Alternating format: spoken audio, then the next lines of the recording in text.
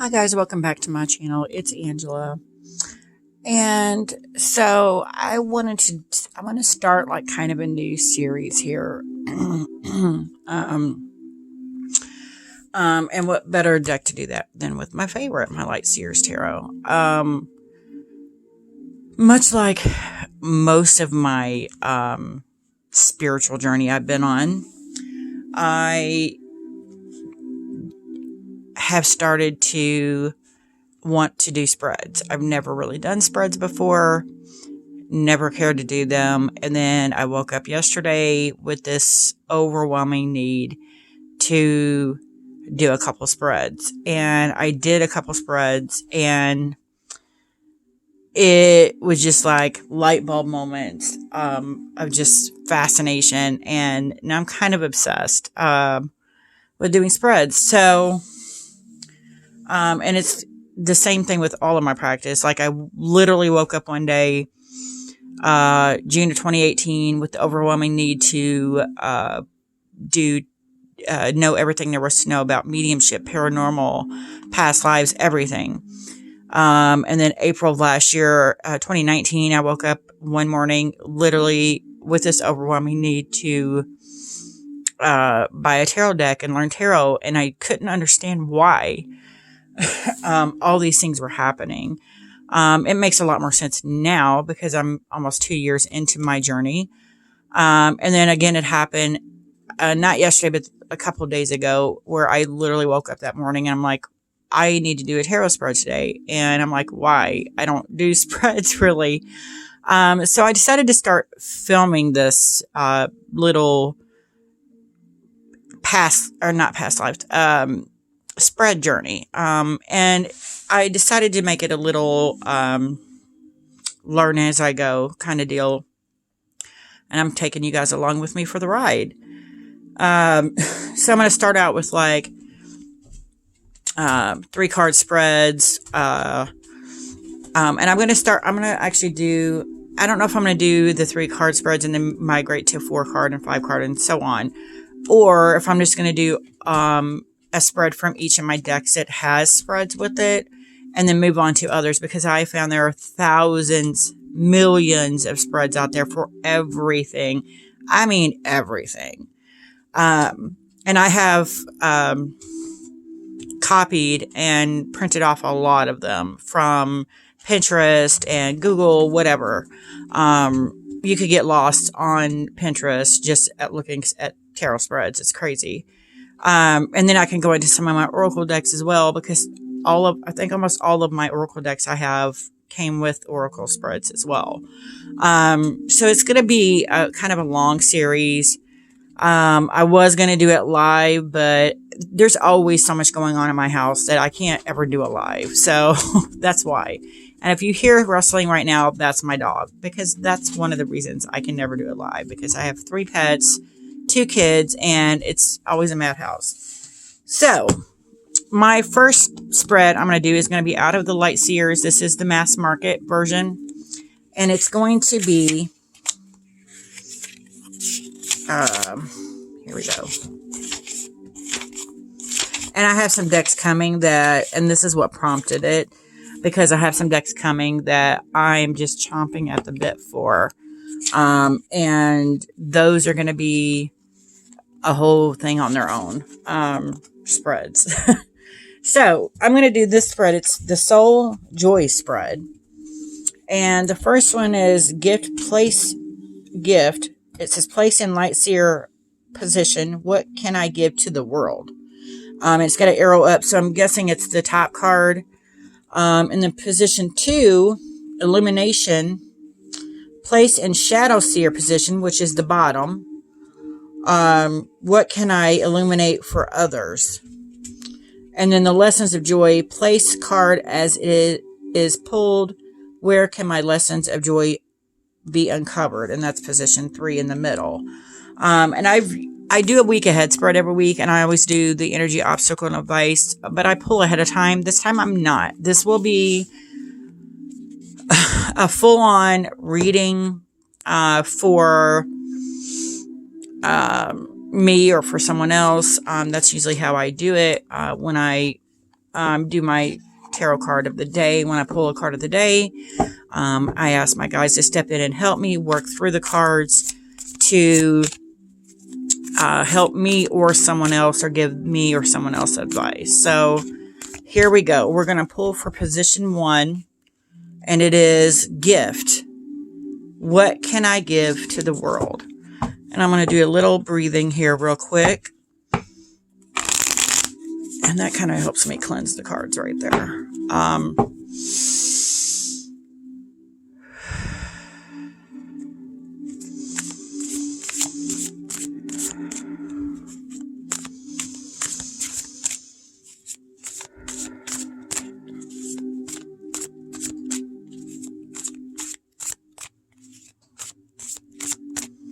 And I forgot the question. So the question is, what can I give to the world? What can I, and I'm going to modify it here, what can I or someone else give to the world?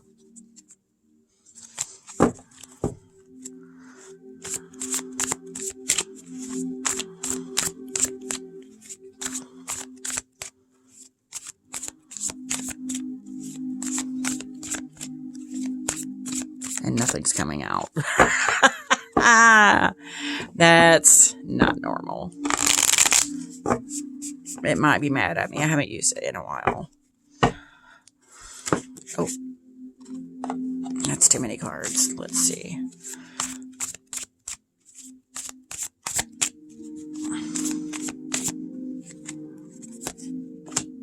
I'm going to turn that over there. So that's position 1. Actually, let's do this here.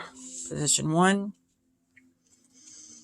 And then 2 is, what can I illuminate for others? What can I illuminate for others?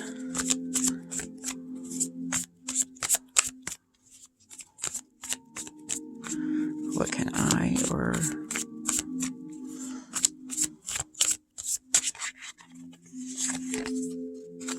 Okay, and that goes down here.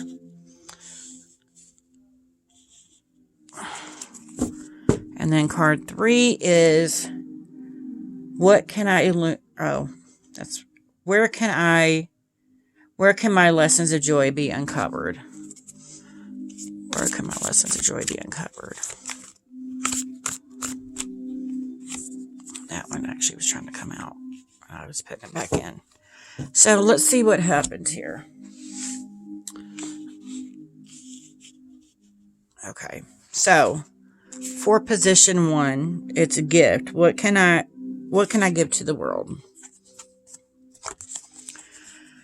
And we have the Knight of Pentacles. And I'm still working out the Knight or the Court cards.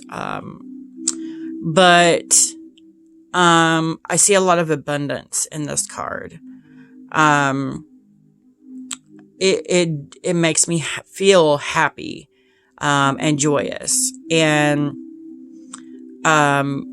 he's going in a certain direction, and I feel like that actually does apply to me a lot, because I have a tendency to, and I did my very first video ever I did was the broken bird thing, where I always feel like I collect people that are broken. Somehow they are attracted to me. And I wind up giving them the wisdom and advice and direction they need. And then they disappear from my life, and I get attached, and then it breaks my heart, and it's a vicious cycle that I've repeated my entire life. So I really feel, here with this going in this direction, it's saying that I am here to give people direction and advice and pass on what I know. Yeah, that's fantastic, because I kind of already do that in some ways. So card 2 is, where can my lessons of joy be uncovered? And again, we have a Court card, the King of Swords. And it's funny because I did, I think it was in Anthony's 31 Days of Tarot, what card you relate to the most. And I didn't ever think about it, because I'm always oh, I'm a Queen of Pentacles because she's a female. I'm a female. But if I really sat and thought about it, I do resonate more with the King of Swords and the King of Wands. I don't know why. There's just this more masculine energy that I feel that is not as female. I don't know how to explain it, but I do feel like I resonate with the King of Swords much more than I do as a Queen of Pentacles, which was the one I said I resonated with more. That I was like the Queen of Pentacles. But here, and the question I'm forgetting because I'm rambling. What can I illuminate for others? And this is in a shadow seer side. And again, there's this same energy here that I'm feeling in this card, that I illuminate others' joy for them, or their contentness, or their happiness. I am the person that shines that light on that part of them that they didn't realize existed in them. And then they go on and lead happy lives and leave me be.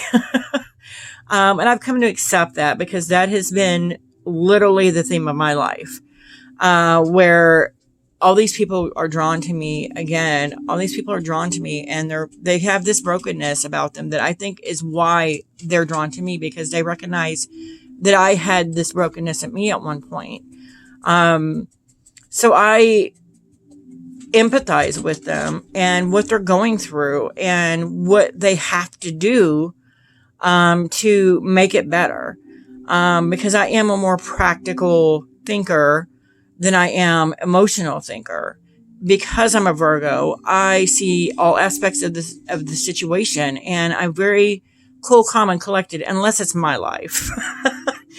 Because once it's my life, it's utter chaos in there. But I really see this as like he's with all these animals and nature, and he's in this peaceful mindset, and he's alone. And I totally resonate with that because I get along with animals way more than I do with people. But again, this is another, and it's almost like he is in a spotlight situation where, yeah, that's crazy. But it almost feels like he's in he's content being on the mountain by himself with the animals. He's in his element with the mountains behind him. It's just beautiful. But he has this wisdom and this knowledge that he's passing on. And I totally get that situation. And that could be why it's in the negative position is that's his cost. That's the cost to him is being alone to help others. Yeah. So yeah. And then number 3, lessons of joy. Where can my lessons of joy be uncovered? Where can my lessons of joy be uncovered? And of course, this is quickly becoming my stalker card this year. I pulled it like 4 times in 4 different decks in the last month. This is the Wheel of Fortune, or it's just the wheel in this. And I find it funny because every time I hear Wheel of Fortune, I think of my New Era Elements Tarot. It is literally a roulette wheel, which is what these look like, or chips in Vegas. But I love, and this is one of the reasons I love this deck, because I instantaneously see the light and the dark in this card and the perfect balance. This is like the epitome of a balanced card, for me. And I forgot the question again. Where can my lessons of joy be uncovered? It's finding that balance. And again, if you've watched any of my Ethany's 31 Days of Tarot videos where it talks about like my stalker card and other cards, everything since I started my spiritual journey has been reminding me to find my balance, to find that thing that evens it out, where I'm not on one side or the other. I'm not in the dark place, but I'm not completely in the light. I belong in the middle. And that's, I even talked about a dream I had. I may not have talked about the dream on here. I may have touched on the dream I had right after I started my spiritual journey, where I was in labor in an airport. And I kept seeing the departure and arrivals board, and it was switching back and forth, departures, arrivals, departures, arrivals. And that dream was my aha, my light bulb moment, my proof I needed that I was in fact a medium, because this is where I belong, in this middle, in between. And I have to find my balance to achieve that, because in the middle is where I belong. And that kind of coincides with these two cards as well. Like, I am alone here. Say, this is me. I'm alone. I'm giving direction. But I'm still alone with the animals. And it's funny that these two, it's a male and he's alone with the animals. If this were a past life reading, I would really be curious to see if I was a male in a past life.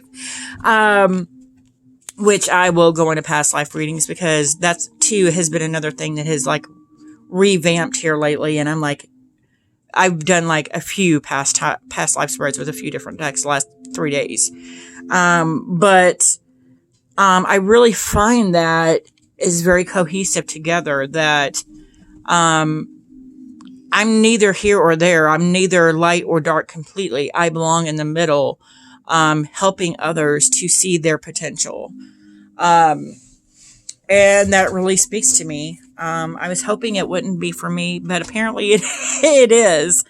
So yeah, that is my first of many more videos to come on tarot spreads, because I don't really do spreads. I decided to go ahead and start doing a video series on that, just because I know there's so many others out there that just watching some people that I've watched here lately do tarot spreads on YouTube has made me more comfortable in thinking I can do them. So yeah, if you like this video, give me a thumbs up. If you want to see more, please subscribe, and don't forget to hit that notification button so you're alerted to any future videos. And you guys have a great night, and I'll see you next time.